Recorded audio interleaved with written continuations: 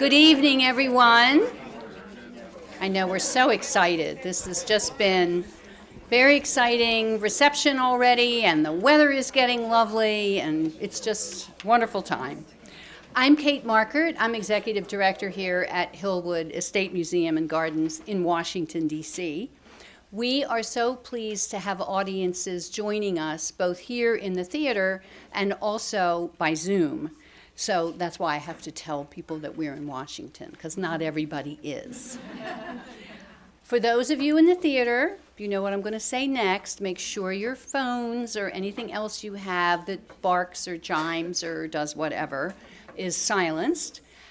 For those of you at home, you can submit your questions via the Q&A module in Zoom whenever they cross your mind, and we will get to all the questions.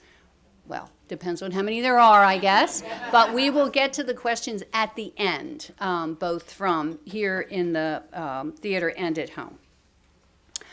It's always bittersweet to reach the end of our annual Great Homes and Gardens lecture, with the series with the end of February, although there's actually a bit of an asterisk this year because Hilton Carter's February lecture, as you know, was snowed out, and it is rescheduled for March 20th. So he will be back live and in person on March 20th. It has been so wonderful to gather each week and hear from all of our incredible experts on their various topics. I am eager to end this series on a high note, which will be tonight, hearing from Nicole Juday, who will explore the fabulous private gardens of homes in Philadelphia in her talk this evening. And I know that lots of you are very familiar with the area, so maybe you'll see Friends Gardens here. That'd be great. And it actually is not long before we can gather again. Be sure to join us next week, because that's the beginning of our Sea Cloud lecture series on March 6th. And that will feature an exploration of the history of Sea Cloud when it was a vessel in the Coast Guard during the Second World War, and the really amazing story of Captain Skinner. You need to hear about this guy. On March 13th, we will have Kimberly Grant from the Brooklyn Museum, and she will discuss Jacob Lawrence's career after his stint on the Sea Cloud as the ship's artist. And finally, to end the series, we'll be hearing from Thomas Wu, who was the curator of the Sea Cloud exhibition, which I hope you've all seen. It's an absolutely wonderful exhibition. And he's going to take us on a tour of the ship.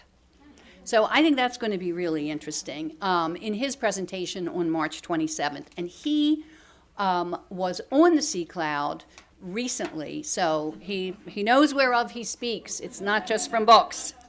So there are still tickets available for the various Sea Cloud lectures, so be sure to go to Hillwood's website to reserve your spaces. And as a reminder, I think many of you know, Nicole Juday will be signing copies of her book right out here in the theater, in the area right after this lecture. Her book is called Private Gardens of Philadelphia, and it's up on the counter where you purchase your things, and it's right upstairs. So they will be happy to sell you a copy if you haven't already been smart enough to run up and get it ahead of time. Now, before I hand the microphone over, I want to share a little bit about our speaker tonight. Nicole Juday grew up in rural Illinois and had her first exposure to great horticulture when she came to Philadelphia in the 1990s. Soon thereafter, gardening became the catalyst for a career change and a source of lifelong fascination and learning. Her work includes serving as the rosarian for Wick House and Garden, the oldest rose garden in the country. Later, she managed the renowned program at Barnes Arboretum School in Marion, before working in several roles at the Pennsylvania Horticultural Society. She has served on the boards of Albury Arboretum and Historic Fair Hill. She enjoys writing and speaking about gardens and garden history, and she tends her own garden in the historic Germantown section of Philadelphia.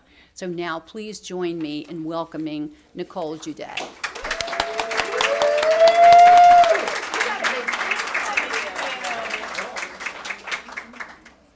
Thank you, Kate. Thanks for taking me on an amazing tour of my first visit to Hillwood this afternoon. Yes. My mind is pinging with all the things that I'm thinking about now. And thanks also to Katie and everybody at Hillwood for making this so seamless and so well organized. So,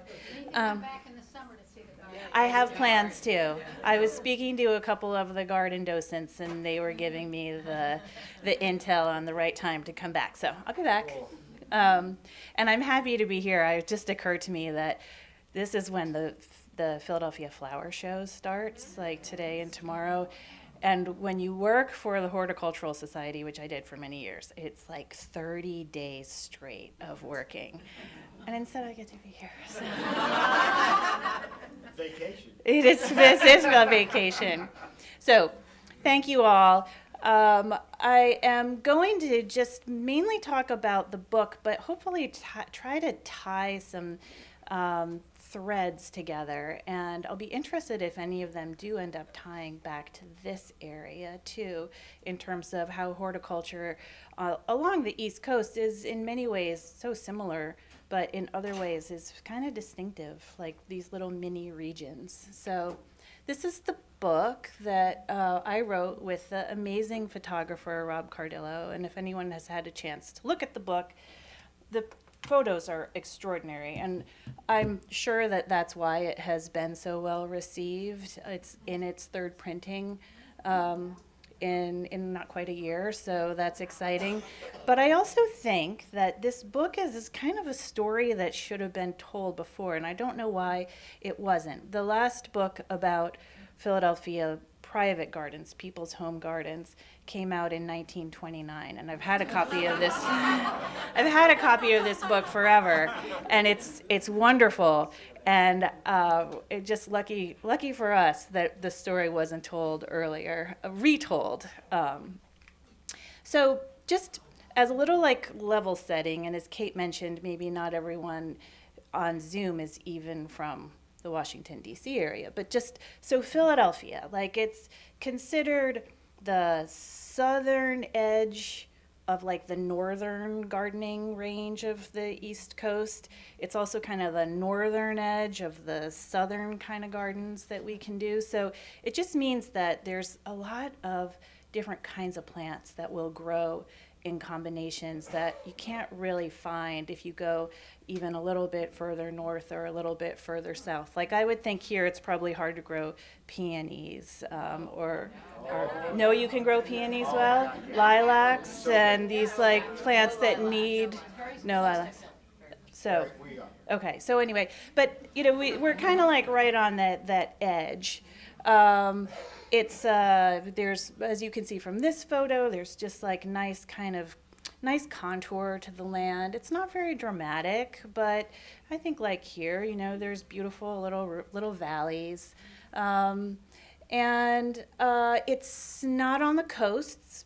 You know, got New Jersey between us and the Atlantic Ocean, but it does have a lot of that temperate weather that comes from being close to the ocean.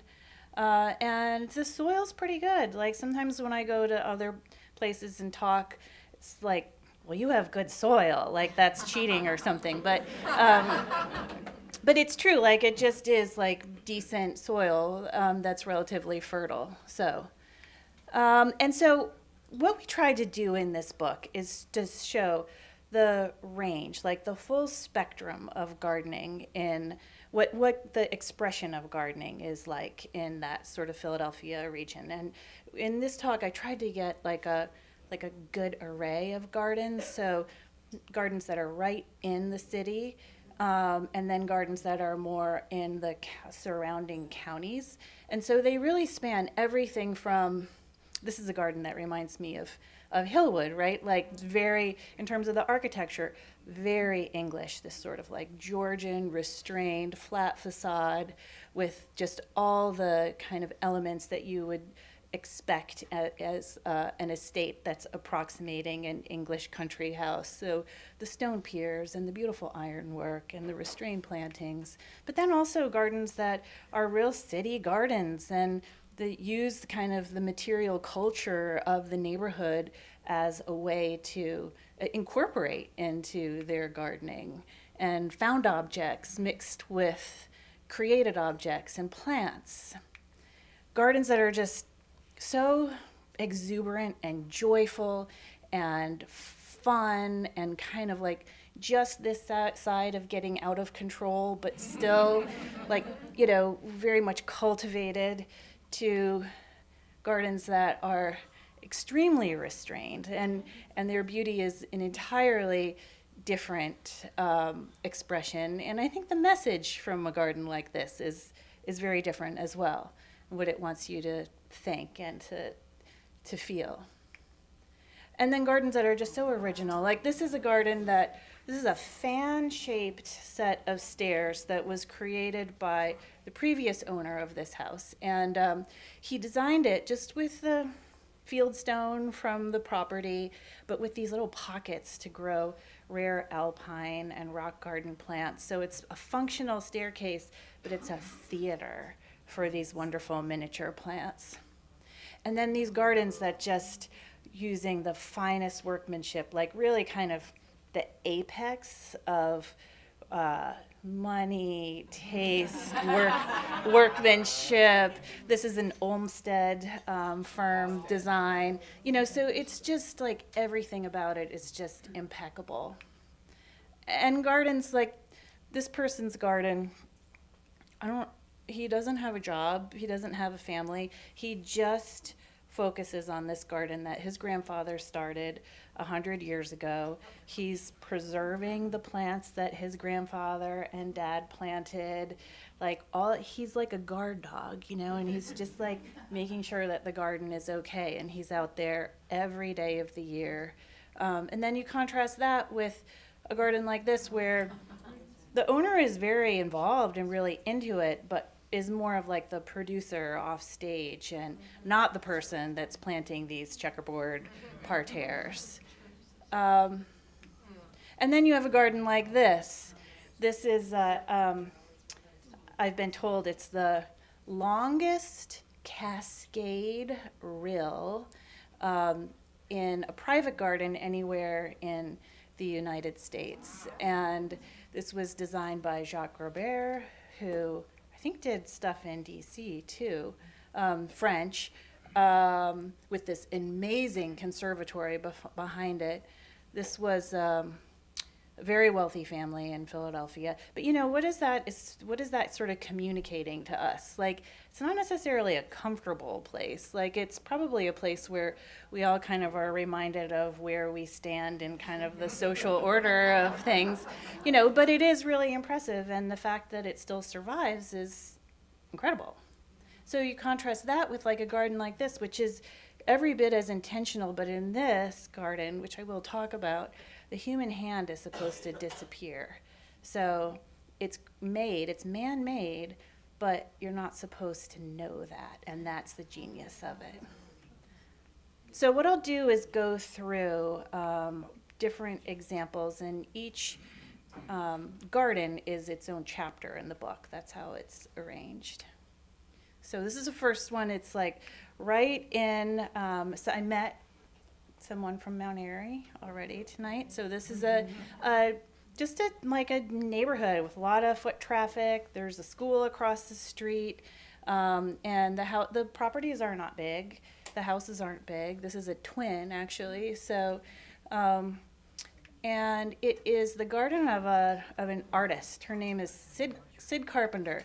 And she's a sculptor, and so she has her two practices, like sculpture in the winter and then gardening in the summer, which sounds pretty awesome. And she's, as an artist, she's like very interested in the viewer and the eye, and like, does your eye go too fast over a section, or does it stall too long, or does it like, is one thing distracting from another thing? So she really spends a lot of time looking at her garden from as the viewer, which I think is part of her training as an artist. And she will rip stuff apart and redo it if she doesn't like the way the eye travels. And so her art is ceramics, and she has pieces in the like the, not the decorative arts, but the arts and crafts museum here in DC, in their permanent collection.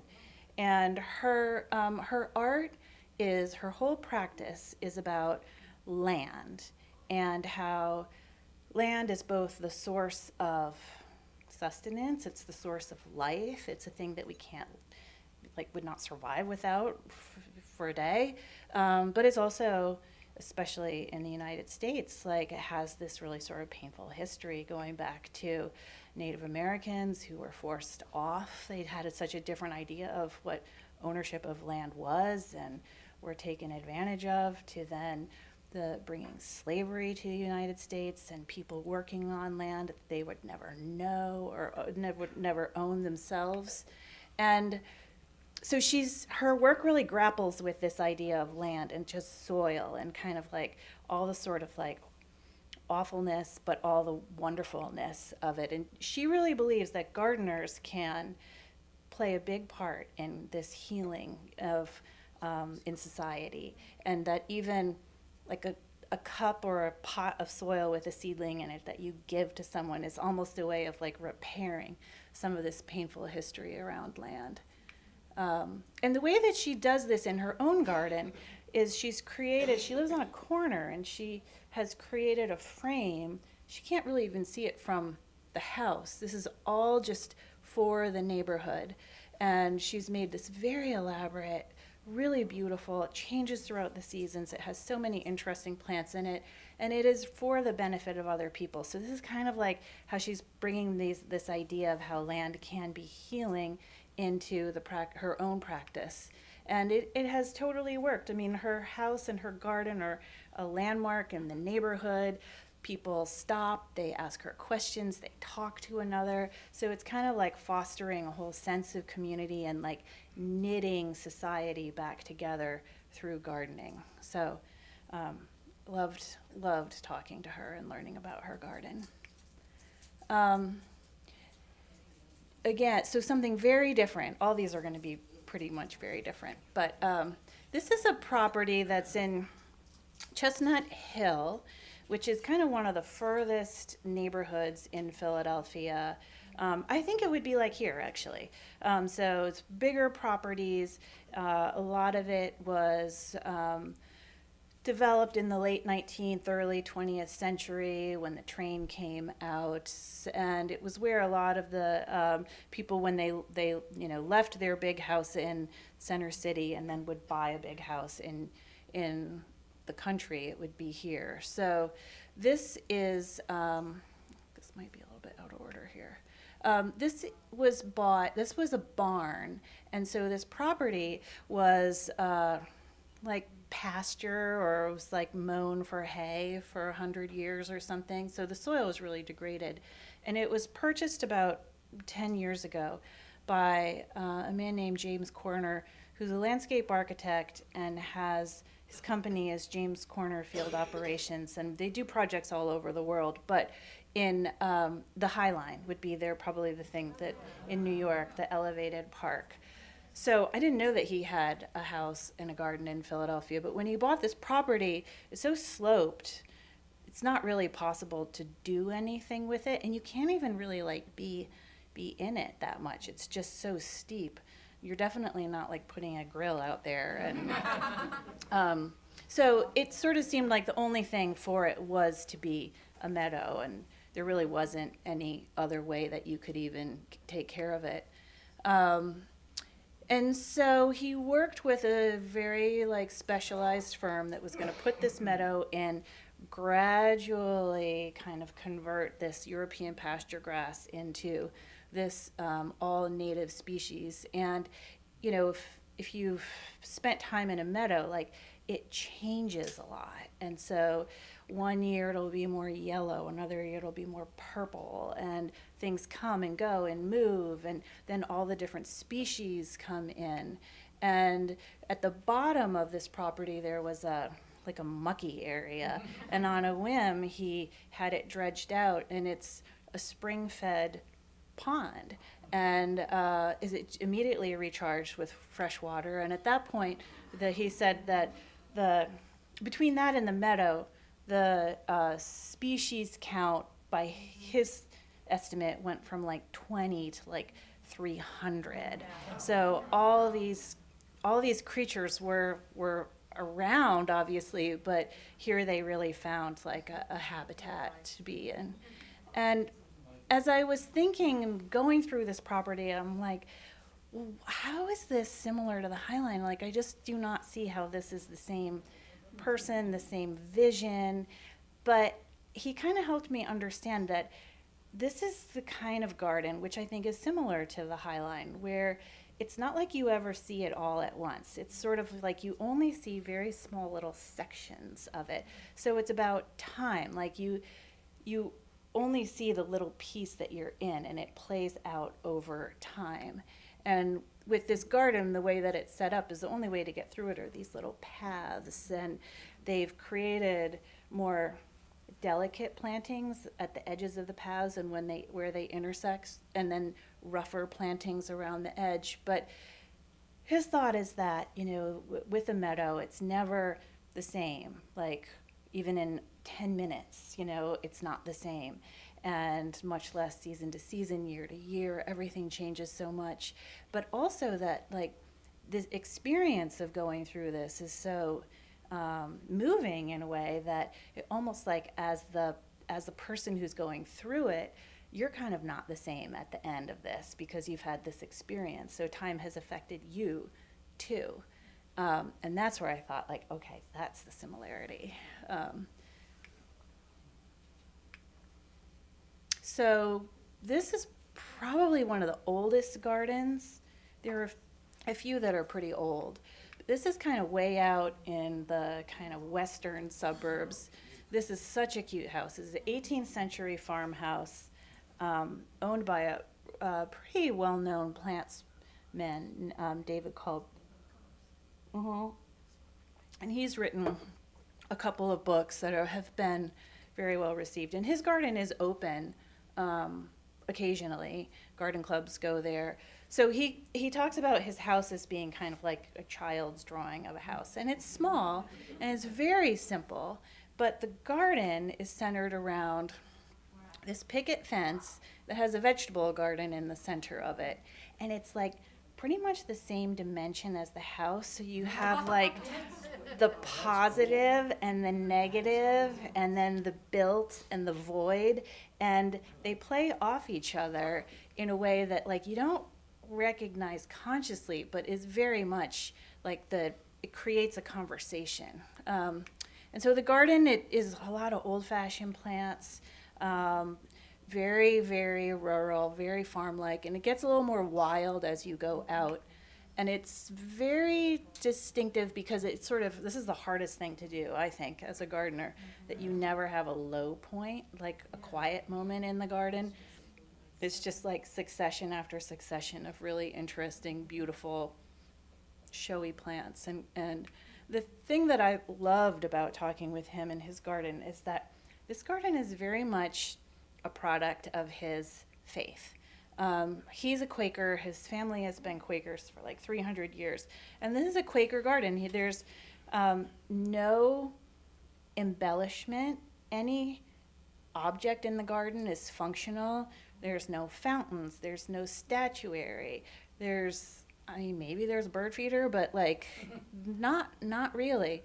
And it's this very like Quaker simplicity kind of idea, and the sense that like there really shouldn't be anything between an individual and the divine, and all the stuff that we kind of put around us just ends up interfering with the back and forth communications. So and so his garden is very much about the plants, and very, very simple in some ways, but incredibly complicated in other ways. And so he has this ruined garden. And again, like all the pieces in here are functional. It's an old sewing machine stand that's turned into a trough garden. And then this, I showed you this picture before, but like this is the garden that he's the most proud of right now. He can't see it from his garden, from his house, but he created it for people who are just like driving by on the country road. And it's a meadow, it's all native plants. He's working with like thin soil, and it is a subtle but it's very intentional reminder that like we all have to live here together. We all like there's not that like some life is more important than other life. We all have to live in harmony, and that's the message of this garden, which is I would say like a later in life garden and the kind of things that he's thinking about right now. So with this garden, which is also a really old garden, this garden cured me of an affliction that I had had as a gardener. You know, you have a problem area, you like work and work and work and rework it and spend a bunch of money and buy a bunch of stuff, and then it's like, that's not right. And I have like wished many times, like, I just want someone to come in, like, make this garden beautiful, and then I'll just take care of it. That's not a problem. And this garden cured me of ever thinking of that again. So this is one of the only gardens in the book that wasn't started by the person that owns it right now. And many of the gardens were begun by people that did not know how to garden. And this is something that they figured out over time. But most people did not come to this with a deep well of knowledge. But this is Bucks County, so north of Philadelphia, and still has some rural character. One thing that like was sort of a light bulb for me with this book is like, oh, like it doesn't matter how complicated a property is, like if it's in Philadelphia or the main line, kind of just the nearest suburbs of Philadelphia, the vernacular is all like English country estate. And then if you go out the second ring, it's all farmhouse. Like even if it's a very, very elaborate property with like tons of staff, it is like a riff on a farmhouse. And that's kind of what this one was. And it has so much great character. It was like graffiti from the 1880s in the barn. And it has a lot of the elements of like the outbuildings are all intact.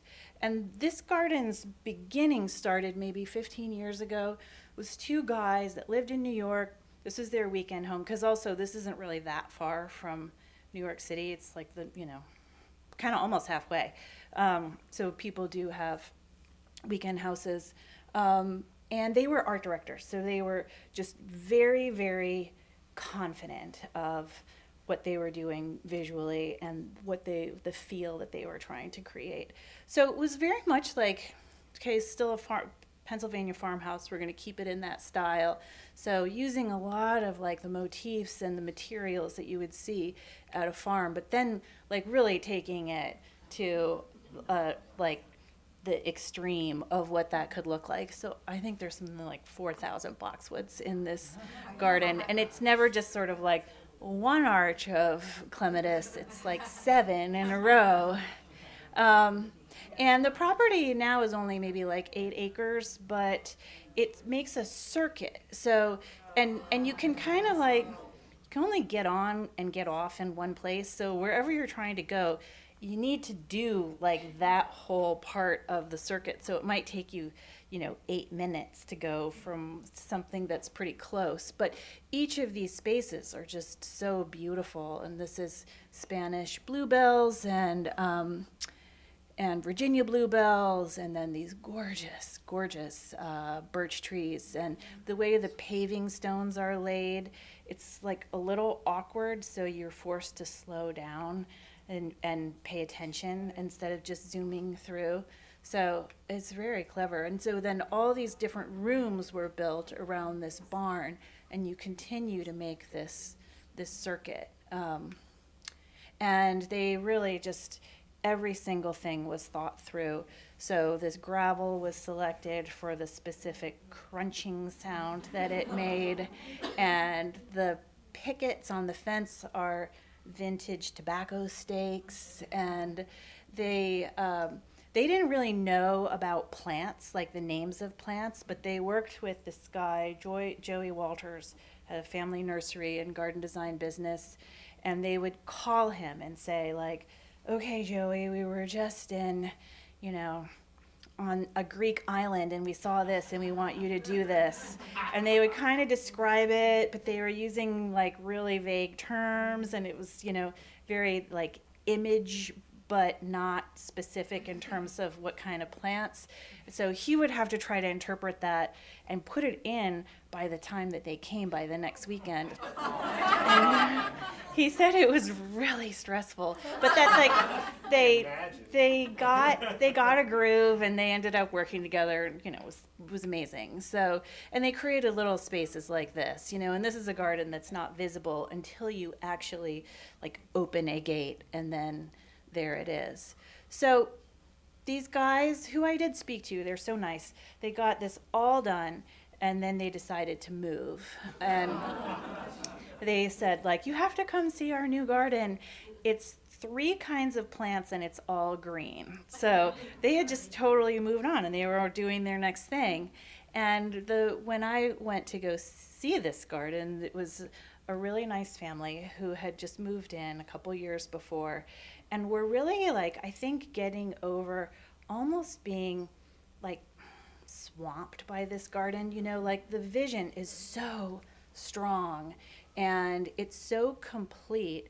It's also not a garden to like really live in, like, and they have a family, they have children, and it's like you don't really want to necessarily do that 7-acre hike like when you want to just get to your car or something. So they were right at that like point of trying to figure out how they were going to make this garden more theirs. And they said they had stopped calling the previous owners and asking if it was okay if they changed something. But it just made me realize, like, it's not as freeing as you might think to like live in someone else's very, very strong, confident vision, because it kind of can impede you developing your own vision in a way. But they were getting there. And one of the days that I was there, they were coming to hi-hat these European hornbeam trees, and they had like all the strings out to get this boxwood hedge measured perfectly. And it was a whole production. It's like trucks and 8 guys and a lift, and it's like that's just not something that is realistic. But at the same time, like, it's so strong and it's there, and like, how do you both keep it, but how do you let it go? And I think that that's the point that they were at. I'd love to go back and see how they've become more comfortable in their space.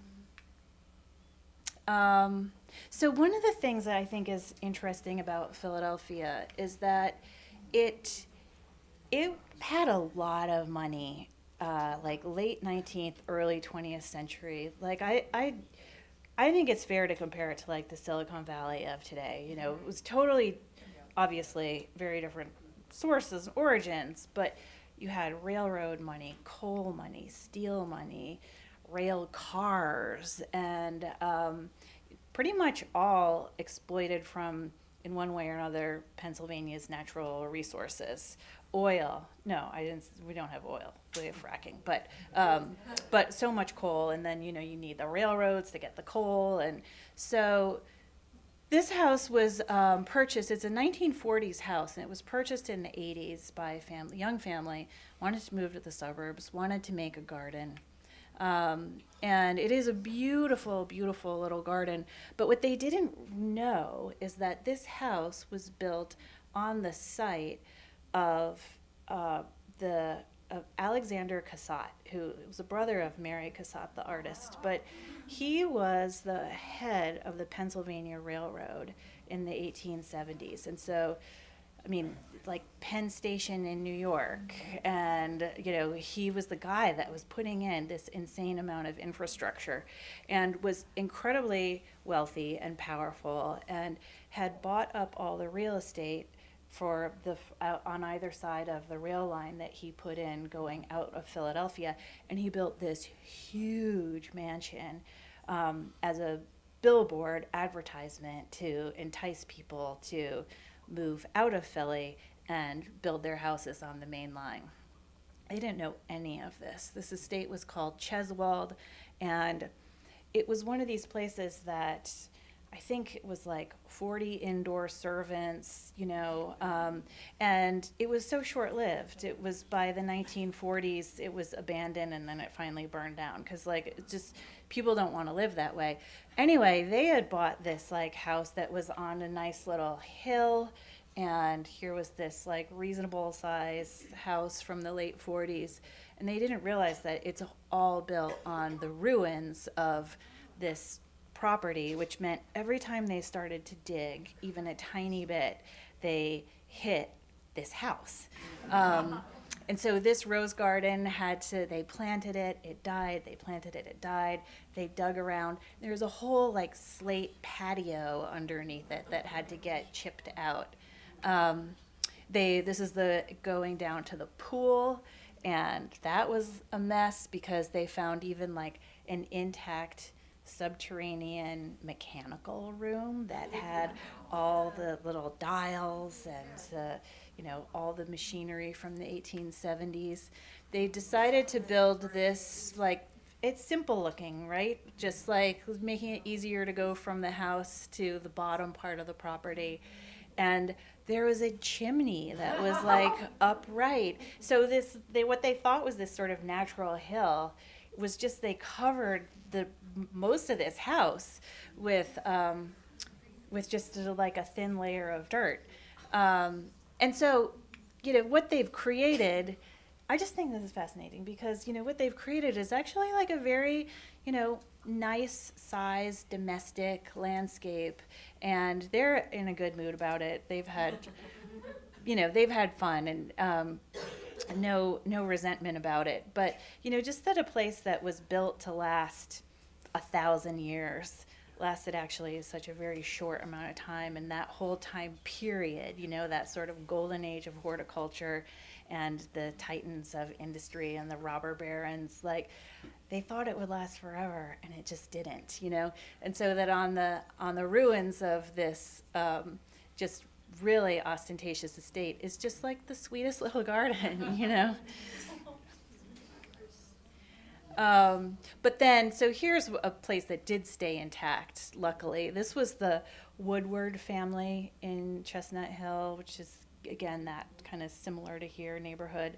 And their fortune went back to canals. Even before there was the railroad, you had this whole system of canals going through Pennsylvania to bring timber and coal, and then they moved into railroad and then moved into oil. And so this property was given to one of the daughters for her wedding present, and she and her husband spent 15 years trying to figure out what they would do with the house, but they planted the landscape right away.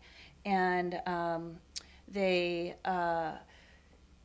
were lucky enough to work with the Olmsted firm, and they had really similar kind of perspectives on gardening. And they really felt and this is true, I think, of all Olmsted landscapes, that even though there's a lot of design, there's a lot of landscape architecture, a lot of built elements, those are all, they are never meant to usurp or steal the show from nature. And so that's how this property is. And in the way that people were saying that Hillwood is a good, it was just designed for parties, this place was designed for parties too. It has these perfectly flat lawns that go out, and here again you see the apex of visually is nature, and that everything else is sort of after that. But it has some beautiful features, and the family actually hung on to this property was built in the teens, I think until the 60s. So a long time for a property that was this big and complicated. But they finally just like ran out of gas. So they gave it to the Presbyterians who used it for a retreat center. And then it was a descendant of the Woodward family who in the 80s and 90s decided that he was going to get the property back and restore it. And so he has done that. And a lot of the original, all the original drawings still exist, the correspondence between his great-grandparents and the Olmsted firm. And they are very clear in this original correspondence that the design, it's not a flower garden. They just wanted it to be about in this natural setting and the trees and the nature. So if you just imagine, like this in any other garden would be like a perennial border, and instead it's water. And because it would have been too distracting. And one just way of like how gardening has changed in 100 years, and this was true in all these old properties.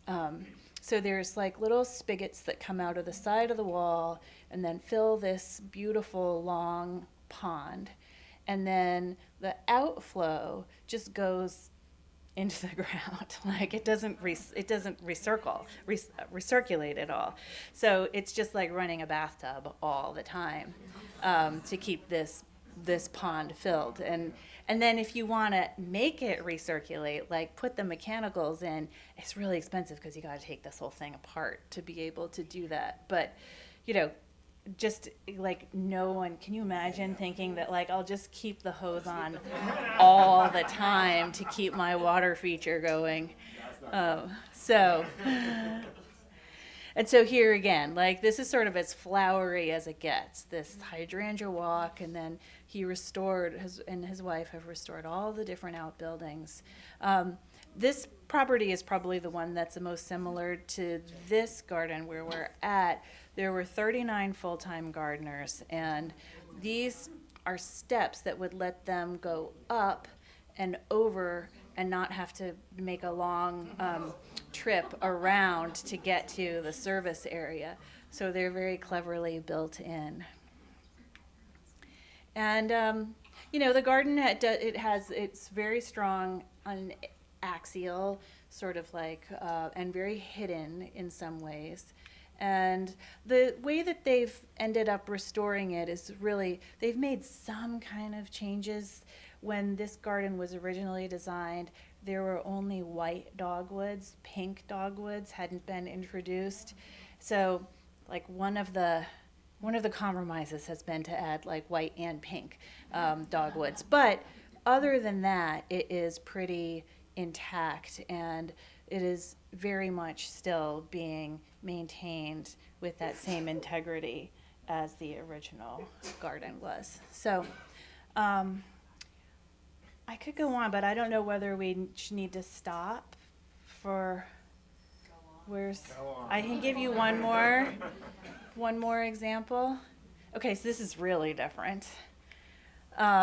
So this is a mid-century modern house owned by this delightful guy who was a dentist, and then he got really into mid-century modern architecture and then became a realtor, and then he only does mid-century modern houses. But so when he did his house, he redid this house, was from the late 1940s, and he did everything, like restored it perfectly using the materials, using like all the finishes, even found like furniture that was very similar to what was there.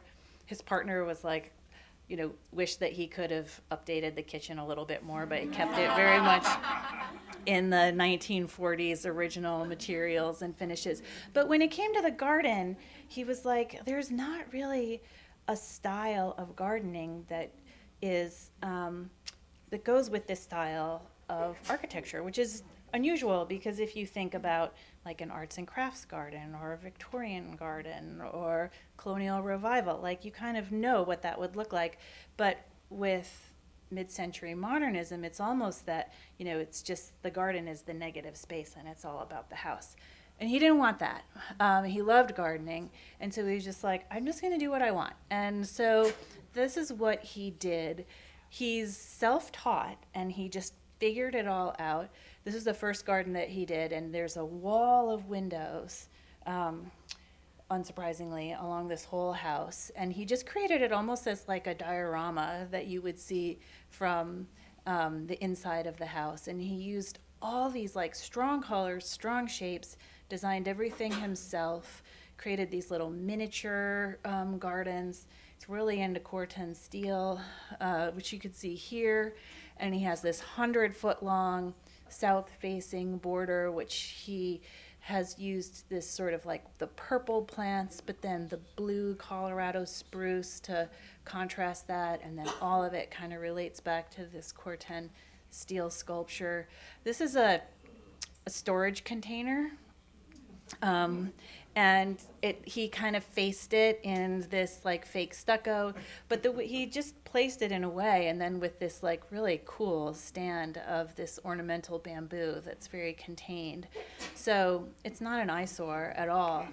And then he created, like, the property is pretty sloped, so he created a set of stairs, and he did a really cool job of using a lot of plants that move, so a lot of ornamental grasses. So if you picture that, like, the garden's just constantly moving, and then the house is just, like, so rigid and so unmoving, that the two things together are really wonderful. And he just has the most wonderful imagination. And he wanted a little bench for his dog to rest, and so he cut this boulder in half and put in, it's both naturalistic and so modern to put this slab across it. So, okay, so I will stop there, but because I don't want to run over time.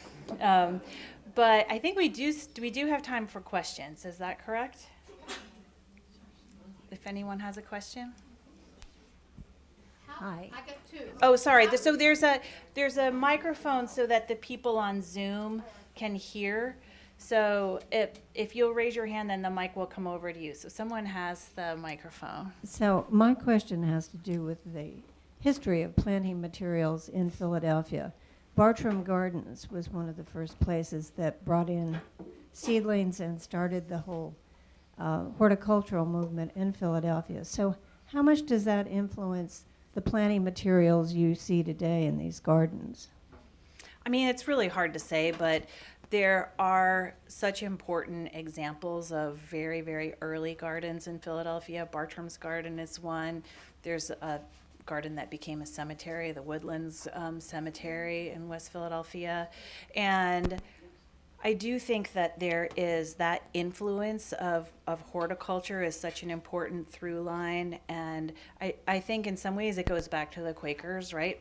Like they cared about the natural world a lot. Also Philadelphia in the late 18th, early 19th century, it was for natural science the most important city in the United States, and so it was Paris and Philadelphia, and there were a lot of exchanges of plants and ideas going back and forth. This was when Philadelphia was the capital, when it was a much more important city and a much more international city.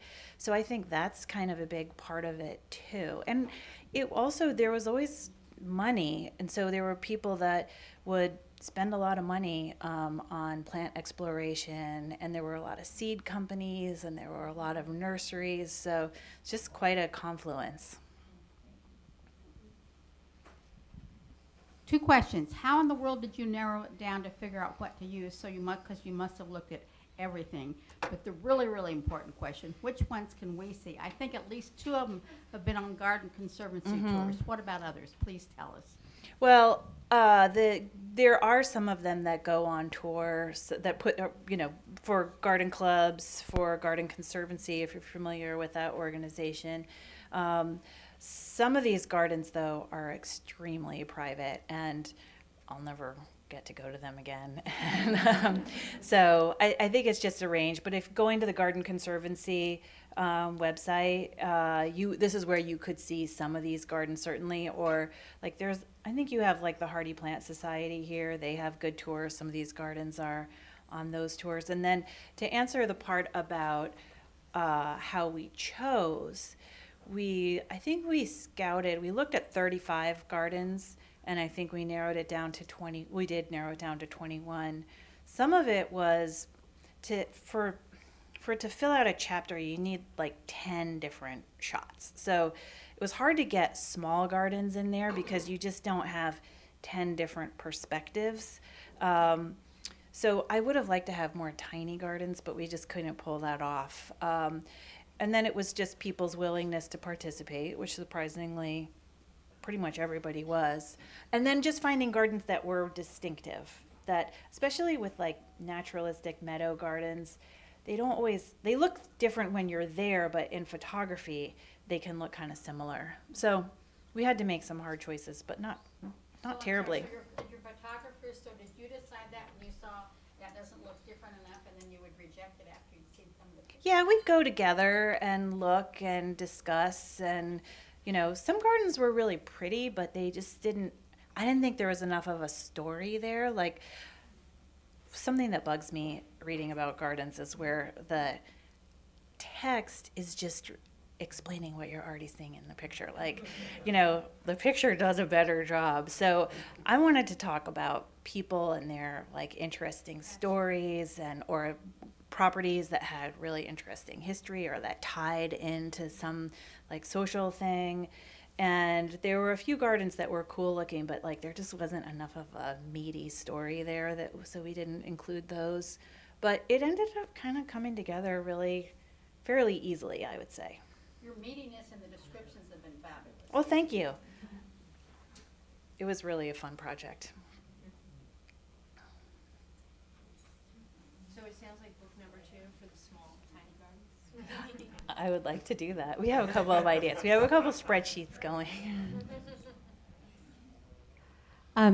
Since these are not all accessible to the public, do you have recommendations for when we're visiting Philadelphia for what gardens you would recommend visiting Yes. on a trip? Yes, for sure. So I think there is a website, this group called Greater Philadelphia Gardens, which lists, I think, like 35 or 40. So it even depends on where you're going. But I mean, Longwood Gardens people go to, and all those gardens in Wilmington, the DuPont Gardens, which are not that far from here, really, like that can be a couple days.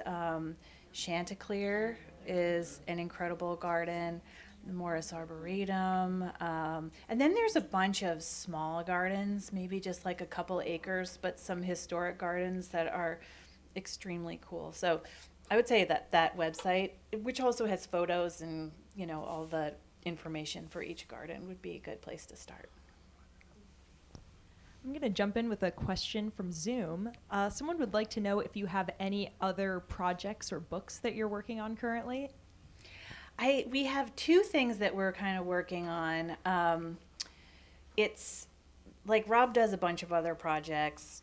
I have a regular job that I have to try to so yeah, we really liked working together. We had such a fun time, and like we each would see, he would look at it and I would look at it, and I would think of the story and he would think of the images, and then we'd like see what each of us came up with, and they complemented each other really well. So I think we just like naturally are compatible that way. So yeah, we do have a project that would be more regional and another project more ambitious that would be thematic but would require more travel. So we're trying to figure out which one to pursue next. So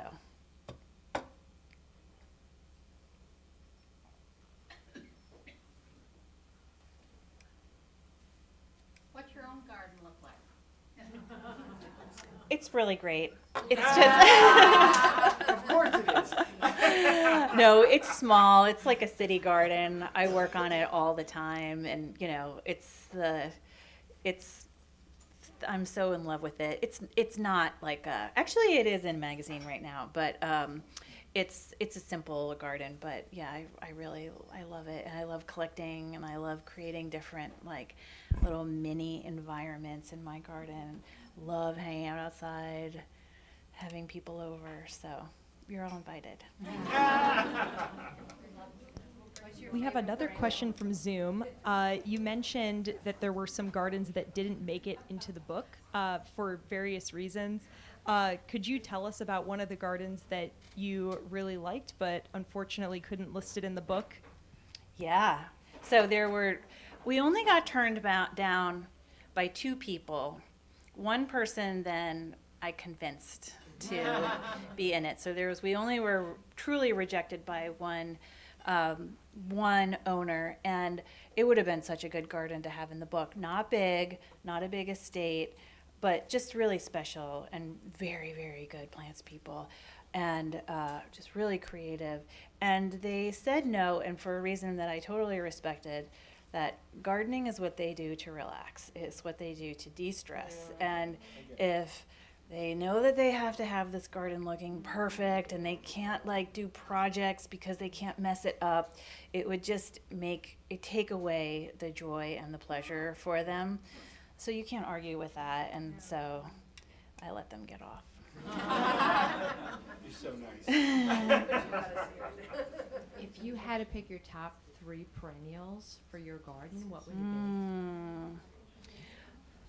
Well, I really love scented plants, so I love lilies, which I guess is a bulb technically. So, and also like I love a lot of annuals and tropicals. But I think garden phlox blooms at a time when there's like not a lot of other things going on, and it's just so easy to take care of. So I love that. Not really into like grasses that much. So what else do I like? I love flowering plants. So I'm more flowers. So I like fall blooming asters. They're good for me. And then I have some like really like I like some vines that are perennials. There's this one called Edlumia, like some just unusual vines and perennials too. So, but that's a hard thing. There's so many great plants out there. Too many.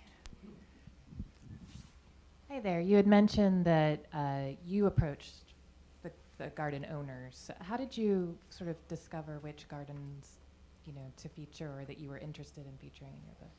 I knew some, Rob knew some, like some of these are our friends. And then we asked landscape architects that we knew if they had any projects that they thought would be a good fit. So, and then sometimes, we had to like go through layers of people and sometimes talk to people's lawyers. And,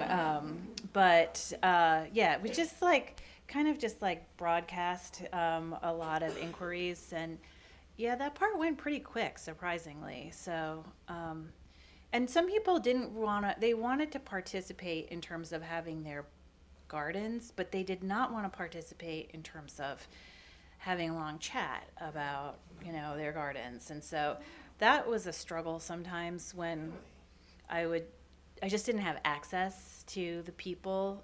If they had staff, I could make that staff were very knowledgeable, but they couldn't always answer like, why did they set this up this way? They couldn't get into that part of it. So yeah, I would say that if I did it again, I would maybe not do, I would say like, as part of this, I do need to be able to talk to you for like at least 40 minutes, so that might have made it easier. We have I time have for a one more follow-up question. in terms of, this is a very deer-friendly neighborhood around here, and all of your gardens that you've shown are obviously in pristine condition, so I'm assuming they have outer fences to prevent the deer invasion? Well, they have, And what from do what you I could recommend? tell, it was a combination of spraying and not spraying the same thing, but like rotating through a whole menu of sprays, fencing where possible, and having dogs. All right, let's please give a huge round of applause for Nicole. Thank you.